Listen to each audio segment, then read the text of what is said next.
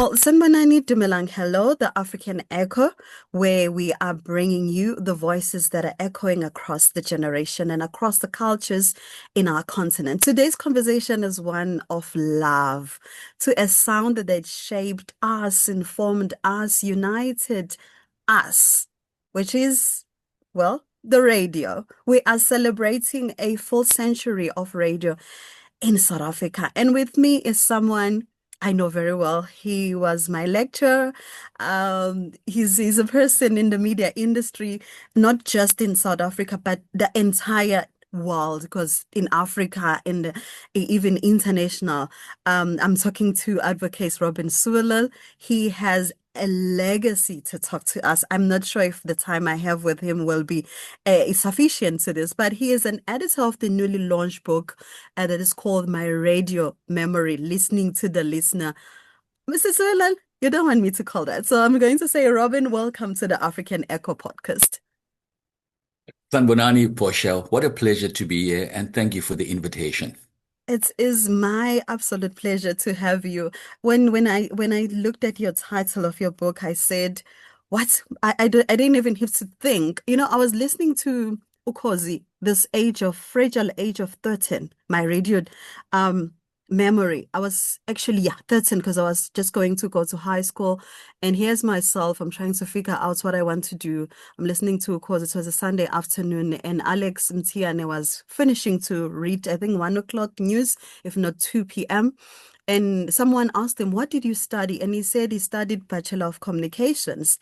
And there's young me who said, "That's what I want to do."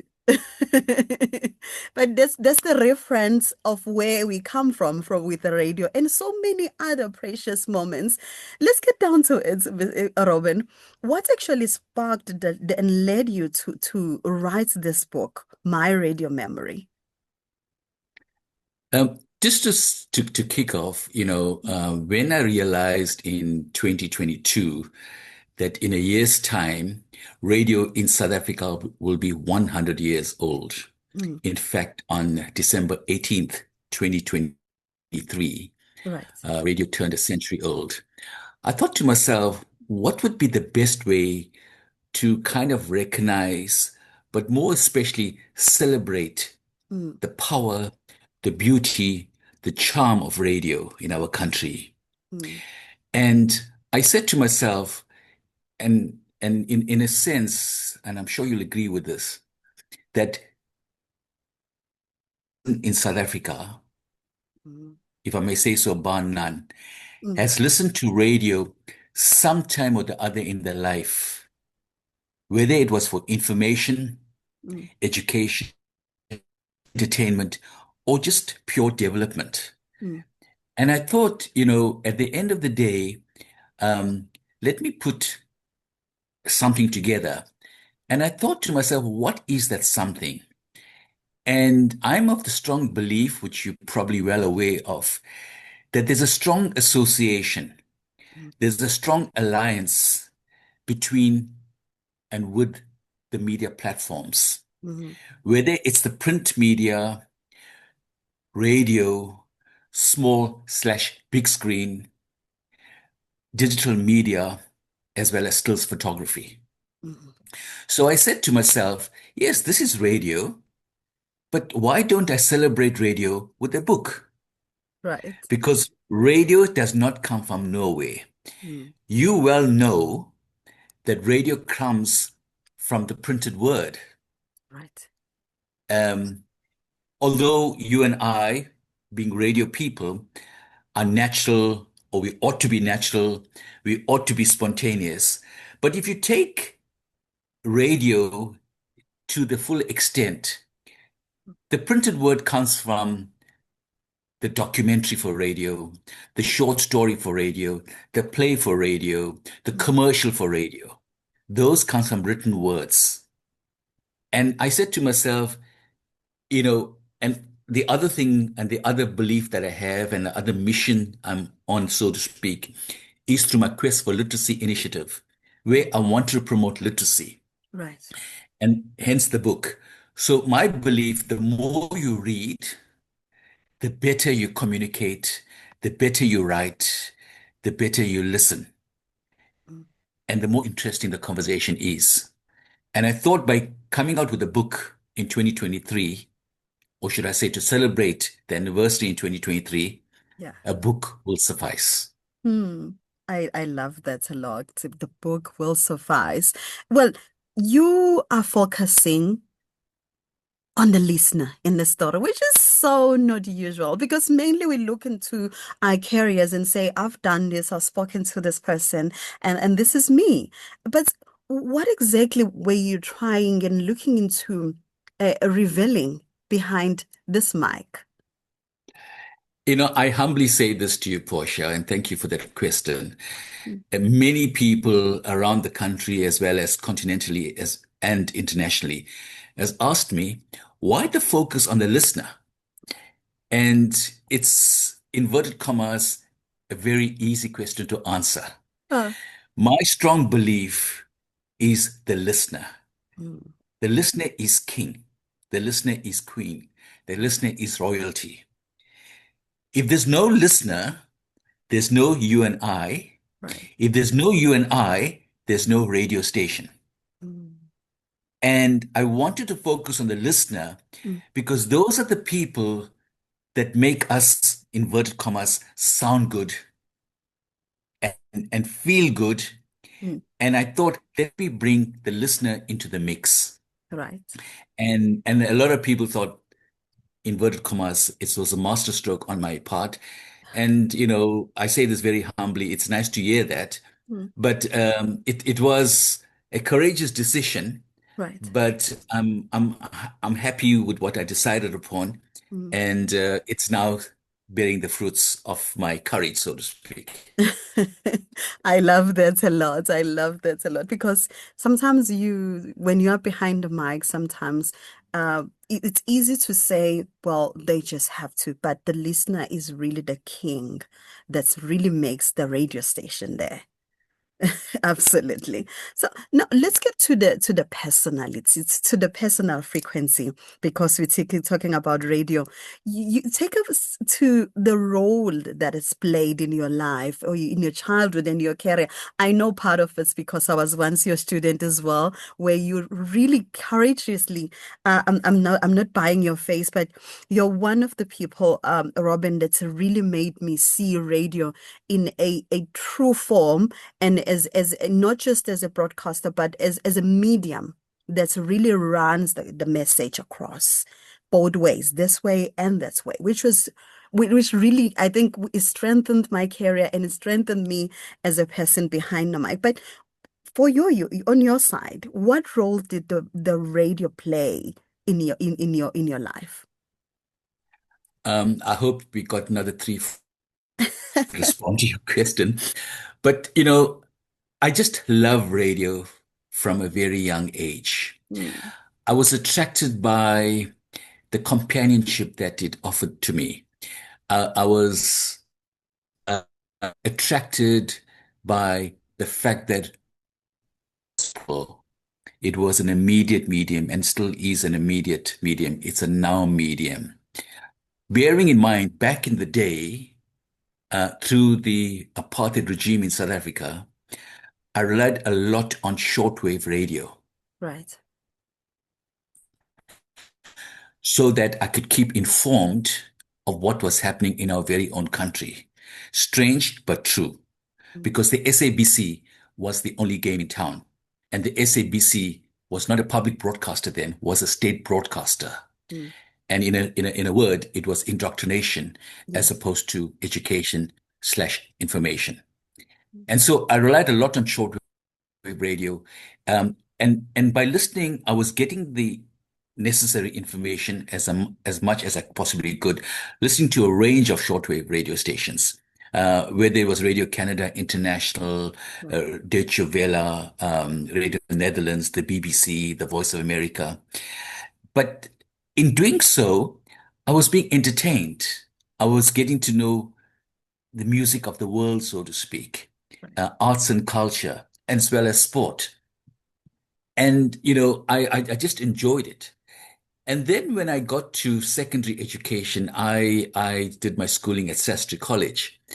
And I had then listened to a gentleman called John Burks Uh, on the radio. All right. And John Burks was then on Radio 5, which is now 5 FM. Then, yeah. And I was absolutely fascinated by how, in a word, John exploited the imaginative elements of radio. I Mm, mean, he made radio true theater of the mind. And I just love that.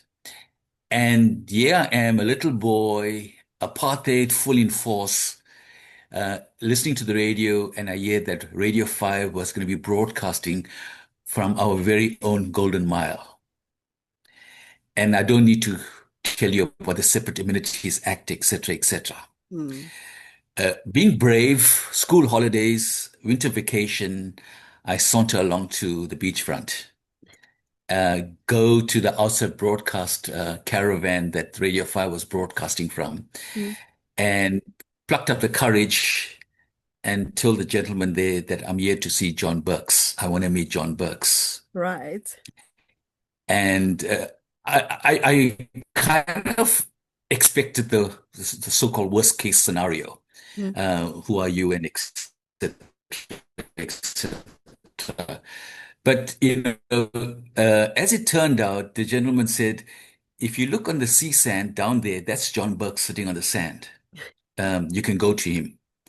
uh, And I paused because, in a manner of speaking, it was not for people like you and I. yeah, true. Uh, but I, like I said, mustered the courage, made myself strong, so to speak, though a little boy, slip of a lad, so to speak. And I went to John Burks and I said, are you John Burks? He says, yes. I said, my name is Robin. Pleased to meet you. And I thought he's gonna kind of say, what are you doing here? Uh, But he was just so warm and welcoming and was so appreciative that I took the time as well as the courage to come and greet him and meet him. mm, And he knew that I was a bit fearful of what possibly could happen to me and right. not to him. Mm, And he said, I'll take care of any consequences. And and that immediately put me at ease. yeah. Had the conversation with John, what a beautiful, wonderful communication. And even if I didn't like radio then, I just fell more in love with the medium. Mm, It became more charming. It became more magnetic to me. mm, And John and I became close friends thereafter. right. As you're probably aware, after John Burks had left the station and he went to 702, Mm, when 702 decided to go from music driven station to talk radio. But John followed me on Capital Radio. I followed him on 702, and we became very close friends. uh, And a lot of people say to me, "You're so privileged to know John Burks." But right. John Burks, if I may say so, was not the outspoken extrovert that he was on radio. If you met John Burks in person, you will say, this guy is never a radio personality. He's so calm, he's so laid back, so shy, and waiting for you to say something and et cetera, et cetera. But yeah, I mean, as you well know, when you get to know somebody well, they open up to you, then they tell you things that they won't normally tell to people. Mm, So yeah, I mean, that was the start of a wonderful career for me, got onto Capital Radio myself, enjoyed it, loved it, then helped, as you well aware, the community radio sector, mm, helped with the public service broadcasting to some extent, and yeah, the journey continued. And then with Capital, I was fortunate enough to work with and become friends with the legends, the Kevin Savages of the world, the Jeremy Mansfields, the Darren Scotts of the world. Um, Brian Oxley, etc., etc. And then, as you know, one thing leads to another, and then people listen to you, and then you meet with people across the industry. mm. You, Yeah, but you're fascinating. It's fascinating. It's fascinating, Robin. Robin, I mean, when you look into, I mean, just that history that you've just shared with me, I'm looking at now as a person who juggles between academia, radio, media, policy. I mean, commentator in many, many, many times. What would we say has been radio's most underrated impact in the society? Because sometimes it says, radio is going to die. There's digital space now. There's this, there's all this. But what has been really been, you'll say, has been that time and an impact in the society? Video did not kill the radio star. Okay, Ah, let me state that upfront. right. Radio has survived through all the competing devices over the years. Right. When television came about in South Africa in 1976, a lot of people were writing the obituary for radio. Mm, Um, People thought that was the end of radio. But radio has kind of weathered the storm, so to speak. As you're well aware, there's a lot of competing devices, whether it's PlayStations, whether it's streaming services, etc., etc. Radio has sort of powered through all of that, mm, stood the test of time, and stands, and I still believe will stand the test of time and head and shoulders above every other media that we have. Because radio goes where no other medium goes. mm, People in the rural areas, in the outlying areas around the world, the first medium they tune into every morning when they get up is radio. true. And it's not in a country like South Africa, which is still a developing country, but it's also the case in the developed world. As you're probably aware, radio is listened to more when people are traveling True. in the cars. Mm, Listenership in cars is really increasing. And need I tell a person like you, radio played such a powerful therapeutic role during the COVID pandemic mm, because radio was a familiar voice mm, to the listener's ear. mm, In other words, the familiar voice of the presenter slash announcer, familiar music that they heard over the years, getting information immediately, mm, even praying, listening to the radio, mm, learning through what I regard as infotorial from radio. So radio was the means for the livelihood mm. during the COVID period, because as you're well aware, we were all stuck in our homes True. through Yes. lockdowns, etc., etc. And radio became the star, It and did. it has sustained its listenership. You're obviously aware, radio commands a listenership of 34.9 million listeners in South Africa, Mm, and that is a tall order. mm, And it's taking into account the three tiers of broadcasting, community, public service, as well as commercial radio. mm, So yeah, as I mentioned earlier on, radio has a clutch of attributes, mm. beautiful attributes. True. And that's why radio is such an attractive medium for many a person. True. We all grew up listening to radio, and I often say, you may be alone, but you're never lonely Mm. with your radio, Absolutely. of the companionship, because of the friendship. It calms you, it keeps you still and positive. Mm.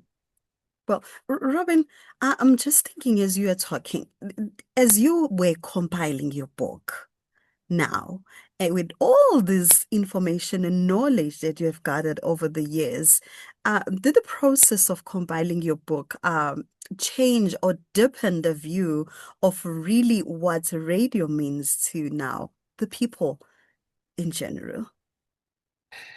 That's a very, very uh, nice question to answer. And I say that because we are we are learning every day. Mm, This journey has been a fascinating journey. Apart from the content in the book, mm, you learn so much about people and how they received radio, what they expected from radio, how radio has helped them in their lifestyle, how radio has helped them in their relationships, mm, how radio has made them better people, how radio has kept people mature. People started listening to radio like myself from a young age through the teenage years into adulthood.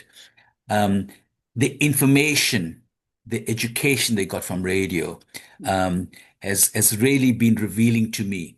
And I thought to myself, apart from the content, the 202 pages in my book, mm, it's the other things that I really got a lot of satisfaction from. Just connecting with people. mm, But what makes me feel really, really good?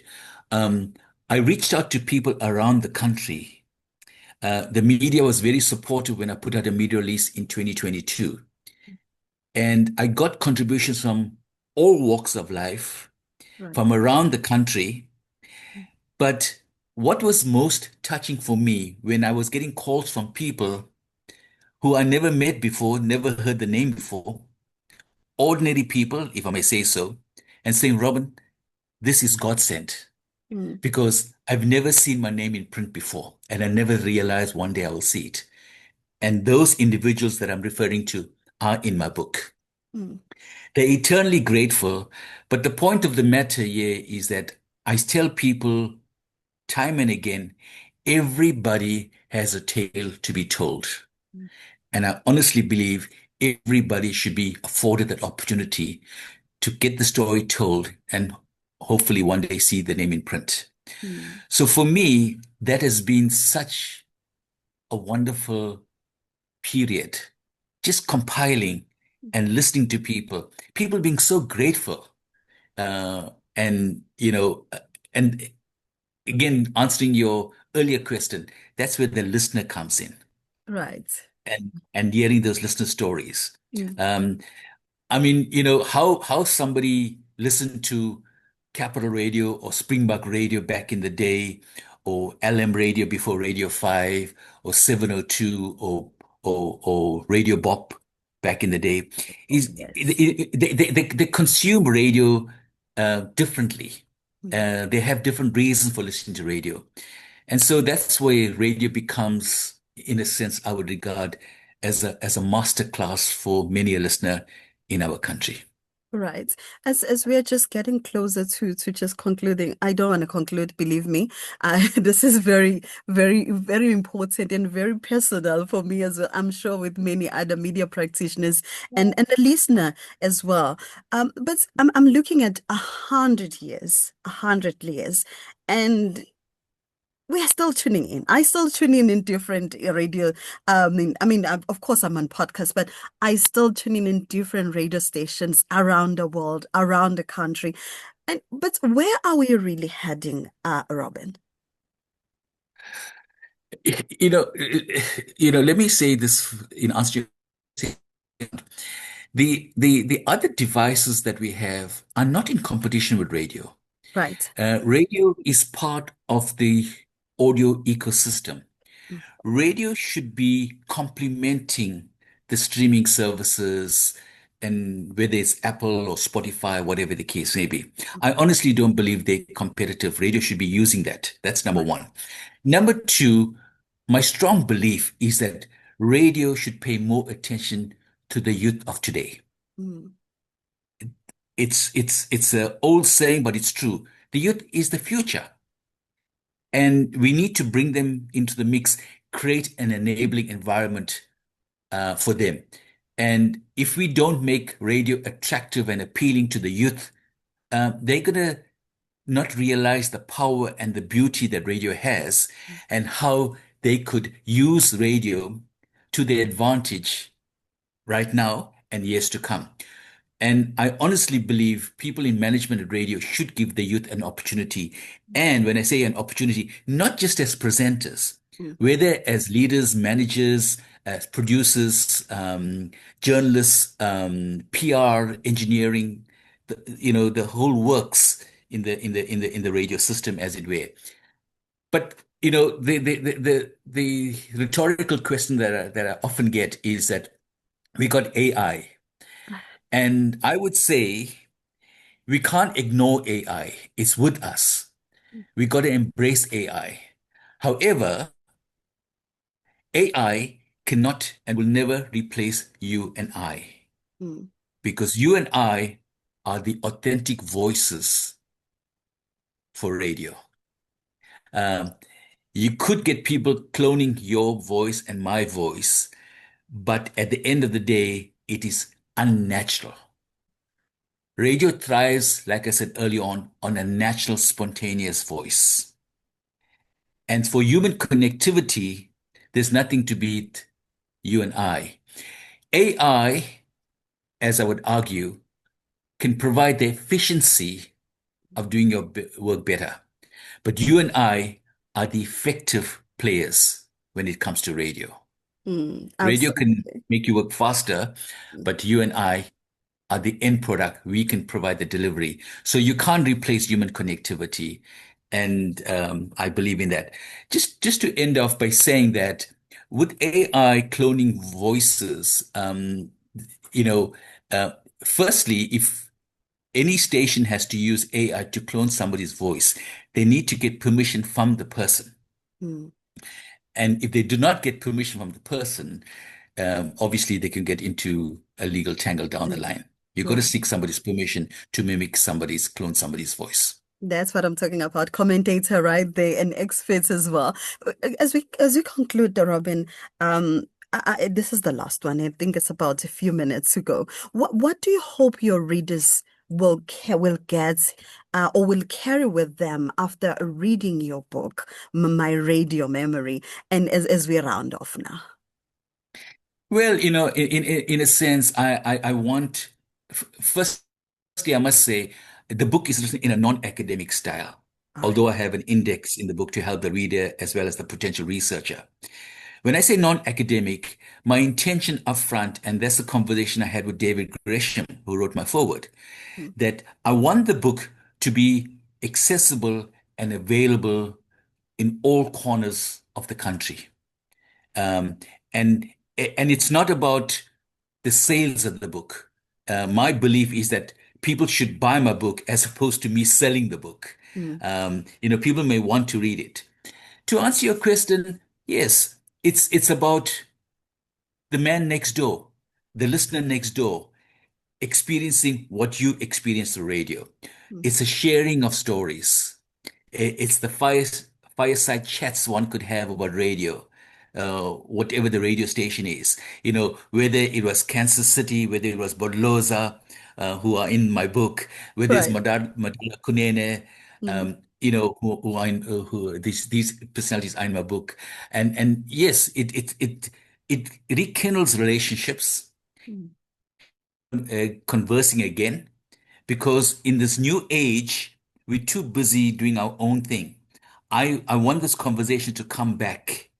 Those conversation in your lounge, mm, backyard, at the pool, on the beach, wherever. So those conversations. But it's also a way of re-energizing and reinvigorating the radio industry. mm. you know. And a lot of radio experts in the country have been saying to me, Robin, thank you for doing what you're doing. Right. You've really awakened us to the potential that radio has, especially in a country like ours, where radio can Absolutely. play such a powerful role, whether it's nation building, whether it's reconciliation, or just development in the true Mm. sense of the word. Absolutely. And social cohesion, because we need more of this as well in our country. Well, thank you so much, Advocate Sewlal. Your work is not just a tribute to radio, but it's a tribute to us.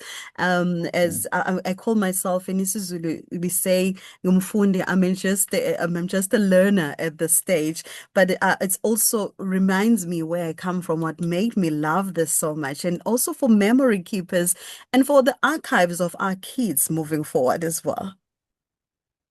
Yeah, thank you for that. At the end of the day, it's what I can learn from you and what you can learn from me. Yeah. I am still on a learning curve. Um, and I really enjoy that. And so, at the end of the day, I hope that the book itself inspires people to probably enjoy the experience when listening to radio. Mm, People have come to me who've acquired my book and said, we now listen to radio with a different set of ears.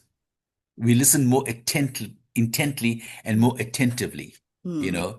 So yeah, I mean, by the way, the book is accessible from my radio memory at radiocracy.co.za, mm. and it could be delivered to your door through kind courtesy of Internet Express. Oh, that's Uh, awesome. Well, I couldn't say I couldn't have had it. I mean, I wanted to have you on the podcast at the very first of my podcast, but it was a very busy time at the time. But thank you so much, Advocate Sewlal, for taking your time and sharing with us, and also reminding. And my producer is in the studio right now, and he's also like nodding and nodding. He keeps on nodding to what you're saying because it encourages all of us, not just as broadcasters, but as a listener as well.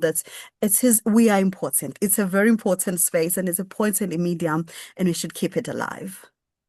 Thank you, Portia. Thank you very much. But let me just say this much to you. Continue with your podcast because your podcast is complementary to radio. Mm, They're not in competition. They're right. complementary. Like somebody once said, radio is the book, podcast is a chapter in the book. Absolutely. Absolutely. Well, thank you so much, Advocate Sewlal, for your time. Th- Have a very, th- very wonderful day. Thank you, Portia. Good All luck. right. Thank you. Thank you. Bye. Bye. Uh-oh. What is this? All right, and thank you so much to Advocate Sewlal for your work and your contribution and then, I mean, whatever, where am I? Or you let us continue to document and honor our own stories because if you don't echo them, who will? Well, until next time, my name is Portia Mbambo. Thank you so much. Goodbye.